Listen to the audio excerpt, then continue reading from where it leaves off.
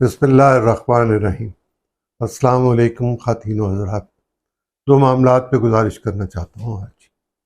پہلا یہ کہ پی ٹی آئی کی لیڈرشپ پر ایک نئی مشکل آن پڑی ہے۔ ان کے 7 اہم رہنماؤں کے ناقابل ضمانت گرفتاری وارنٹس جاری ہو چکے ہوئے ہیں، جن میں چیئرمین بھی شامل ہیں۔ آج اسلام آباد میں شاہ محمود قریشی، اسد قیصر اور اسد عمر عدالت سے فرار ہو گئے۔ وہ اپنی ضمانت کروانے کے لیے عدالت سے رجوع کر چکے تھے۔ عدالت نے فیصلہ جس وقت سنایا ہے تو اس وقت یہ عدالت کے دروازے پہ کھڑے تھے، اور عدالت کا فیصلہ سننے کے بعد بجائے اس کے کہ جس عدالت سے انصاف مانگنے اور قانون کے حوالے سے قانون کی بالادستی کی بات کرنے کے لیے گئے تھے، جس سے ریلیف مانگ رہے تھے، اس نے جو فیصلہ کیا اس کو تسلیم کرتے اور اپنے آپ کو قانون کے سامنے پیش کر دیتے۔ انہوں نے عدالت سے بھاگنے میں اور اپنی جان بچانے میں عافیت سمجھی، لیکن کیا قانون سے کوئی بھاگ سکتا ہے؟ یہ 7 کے 7 لیڈر اور یہ تینوں حضرات، ان کے لیے بہت ناممکن ہوگا کہ یہ عدالتوں کے سامنے پیش نہ ہوں۔ الٹیمیٹلی زیادہ سے زیادہ یہ کر سکیں گے کہ جو فیصلہ آج ہوا اور ان کی ضمانتیں منسوخ ہوئیں، یہ عدالتوں میں، اعلیٰ عدالتوں میں رجوع کر سکتے ہیں، لیکن ان عدالتوں میں ان کو پیش ہونا پڑے گا۔ جب تک یہ عدالت کے سامنے خود کو سرنڈر نہیں کریں گے، ان کو نیا ریلیف نہیں مل سکتا قانون کے مطابق۔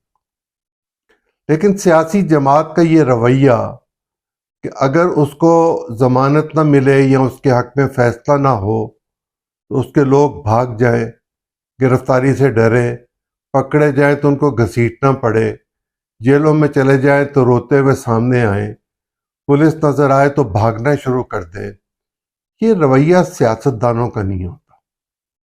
ماضی میں کبھی ایسا نہیں دیکھا تھا کہ کسی سیاستدان کو گرفتار کرنے کے لیے قانون نافذ کرنے والے ادارے ان کے گھر پر، دفتر پر یا کسی جگہ ان کا راستہ روک کر یہ کہے کہ یہ آپ کے وارنٹس ہیں، آپ اپنے آپ کو قانون کے حوالے کر دیجئے، اور سیاستدان ایسا کرنے سے انکار کرے، بھاگ جائے یا بھاگنے کی کوشش کرے۔ وہ اپنے گھر میں موجود نہ ہو اور پولیس ریڈ کرے تو وہ ایک بالکل الگ بات ہے، لیکن آپ عدالت کے دروازے سے چلے جائیں، یہ بہت نامعقول رویہ ہے۔ اور پیپلز پارٹی یا P M L N, Jamaat Islami, a N P, J you آئی، کسی اور جماعت کا ذکر کریں، کبھی انہوں نے یہ رویہ اختیار نہیں کیا۔ یہ ضرور ہوتا ہے کہ جب مقدمہ درج ہو تو وہ ضمانت قبل از گرفتاری کرانے کے لیے عدالتوں سے ضرور رجوع کرتے ہیں، اور اگر عدالت یہ مناسب سمجھے کہ ان کو قانون کے سامنے پیش ہونا پڑے گا تو وہ قانون کے سامنے پیش ہوتے ہیں اور اپنی گرفتاری پیش کر دیتے ہیں۔ ان لوگوں سے کیسے توقع کی جا سکتی ہے کہ یہ پاکستان کی حکمرانی کر سکتے ہیں، یا یہ پاکستان میں عوام کے لیے کوئی گہری سوچ سکتے ہیں؟ جو لوگ جیل جانے کے والے اقدامات نہ کریں، ان کے بارے میں تو یہ سوچا جائے کہ وہ جیل کیوں گئے، لیکن جن کے اقدامات یا جن کے فیصلے ایسے ہوں کہ اس کے نتیجے میں بدامنی ہو، اس کے نتیجے میں نظم و نسق میں خرابی ہو، اس کے نتیجے میں 9 مئی کا واقعہ ہوا ہو، اور وہ اپنی اجتماعی ذمہ داری سے انحراف کریں کہ ہم اس فیصلے میں شریک نہیں تھے یا ہم اختلاف کر رہے تھے اور سچ نہ بول رہے ہوں، ان کے بارے میں کیا کہا جائے؟ ان پر کیسے اعتماد کیا جا سکتا ہے، اور کیوں کیا جائے ان پر اعتماد؟ ایسی کون سی خوبی ہے ان میں کہ ان پر اعتماد کیا جائے؟ یہ لوگ جو الگ یا پی ٹی آئی میں رہتے ہوئے اپنے سیاسی فیصلہ کرنا چاہتے ہیں، اب عوام کی ذمہ داری ہے کہ وہ خود یہ فیصلہ کرے کہ کیا یہ لوگ اس قابل ہیں کہ ان پر اعتماد کیا جا سکے اور ان کو قوم کی قیادت کے لیے دوبارہ منتخب کیا جا سکے۔ میرا خیال ہے کہ ایسا نہیں ہوگا، ایسا نہیں ہونا چاہیے۔ لیکن آخر عوام بھی کیا کرے گی؟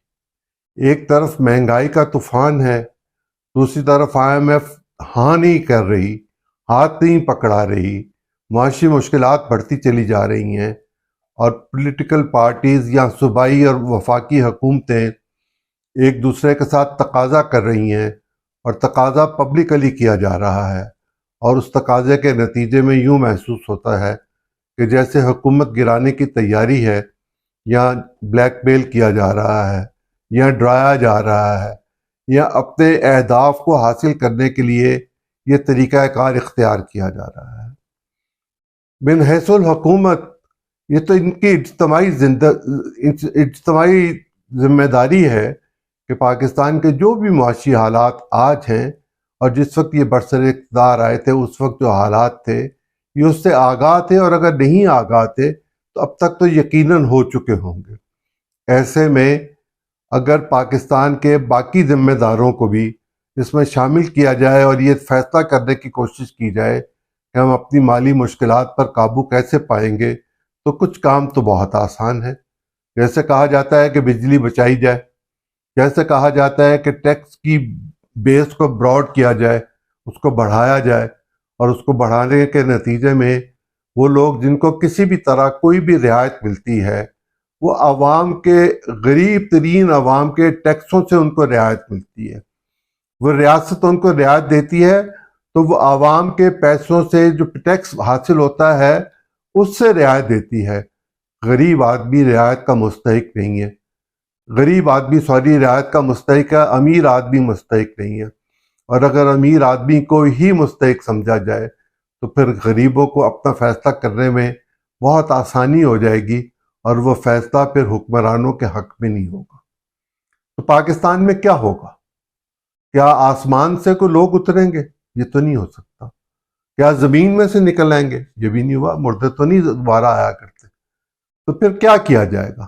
کیا نئی پولیٹیکل پارٹیز بنیں گی؟ ایسا بھی میرا خیال ہے اتنا آسان نہیں ہے۔ پاکستان میں سیاست بہت مہنگی ہو گئی ہوئی ہے۔ دو راستے ہیں۔ ایک راستہ تو یہ ہے کہ اگر انتخاب ہو بھی جائے، حکومت بن بھی جائے، تو بعد میں حکومت چلانے کے لیے جو مشکلات سامنے آئیں گی ان کا حل آج ڈھونڈا جائے، انتخاب سے پہلے ایک لائحہ عمل مرتب کیا جائے، ایک دوسرے کی ضمانت دی جائے، اور پھر آگے بڑھنے کی کوشش کی جائے تاکہ یہ فیصلہ ہو سکے کہ ہم نے کیا کرنا ہے اور کیا نہیں کرنا۔ دوسرا یہ ہو سکتا ہے کہ ہم اپنے پیسوں کو بڑھانے کے لیے وہ رعایتیں تمام کی تمام ختم کر دیں جو ہم سیاسی فیصلوں کی بنیاد پر چیزوں کو لے کر چلتے ہیں۔ سیاسی بنیاد پر معیشت نہیں چل سکتی۔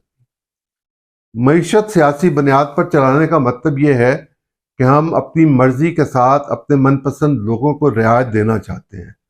اگر رعایت اب دی گئی تو لوگوں کو میں جو بد اعتمادی کی فضا قائم ہو چکی ہوئی ہے اور بے اطمینانی ہے، یہ بڑھ جائے گی، اور اس کے بڑھنے کے نتیجے میں روزگار کے مواقع اور کم ہوں گے، سرمایہ کاری بالکل رک جائے گی، سرمایہ کار بھاگنا شروع کر دیں گے، اور اس کے نتیجے میں لوگوں کی غربت جو ہے وہ بہت زیادہ ہو جائے گی، اور غربت کے بڑھنے کے نتیجے میں پھر جرائم آتے ہیں، اور پھر جرائم کو روکنے کے لیے پھر وسائل چاہیے ہوتے ہیں۔ تو وہ کہاں سے وسائل پیدا کریں گے؟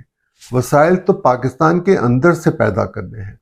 تو ایک دفعہ یہ سیاسی فیصلہ کر لیا جائے، جو کڑوا گھونٹ بھرنا ہے اس کو بھر لیا جائے، اس کی جو قیمت ادا کرنی ہے، جیسے پہلے کہا جا رہا تھا کہ حکومت نہیں، ریاست بچاؤ، ملک بچاؤ، اب بھی وہی صورت ہے۔ اگر ملک کو بچانا ہے تو یہی وقت ہے۔ اگر اس مشکل وقت میں سے اطمینان کے ساتھ، اتفاق کے ساتھ نکل جائیں گے تو ملک بھی بچے گا، لوگ بھی خوشحالی کی طرف دیکھنا شروع کر دیں گے، اور خوشحالی آ بھی جائے گی۔ اور اگر یہ سوچا جائے کہ پہلے خوشحالی آئے گی اور پھر سیاسی استحکام ہوگا، تو یہ ممکن نہیں ہے۔ یہ الٹا چکر ہے۔ الٹے چکر سے سیدھے راستے نہیں دکھائی دیتے۔ سیدھے راستے کے لیے ضروری ہے کہ پاکستان کے سیاستدان، بگوڑے سیاستدان، اپنے قدموں پر کھڑے ہوں، اپنی ذمہ داریوں کا احساس کریں، اپنی غلطیوں کو تسلیم کریں، ایک دوسرے کے ساتھ بات چیت کے لیے دروازے کھولیں، اور جنہوں نے جو جرائم کیے ہیں اس کی سزا بھگتنے کے لیے تیار رہیں، اور ایک ایسا متفقہ فیصلہ کر لیں کہ پاکستان کی معیشت کو پہلے کھڑا کیا جائے، جو کمر ٹوٹ گئی ہوئی ہے جس کی، اس کی کمر کو باندھا جائے، اس کو مضبوط کیا جائے اور اس کے نتیجے میں باقی فیصلے کیے جائیں، تو پھر تو آسانی ہو جائے گی۔ اور جن لوگوں کا گرفتار ہونا دیواروں پر لکھا ہوا نظر آ رہا ہے، عدالتوں کے فیصلے میں لکھا نظر آ رہا ہے، اگر وہ اب کوئی بدامنی کی کوشش کریں گے تو صورتحال اور زیادہ سنگین ہو جائے گی۔ میں آپ سے اجازت چاہتا ہوں، زندگی رہی تو کل پھر ملیں گے۔ اللہ آپ کا نگہبان ہو۔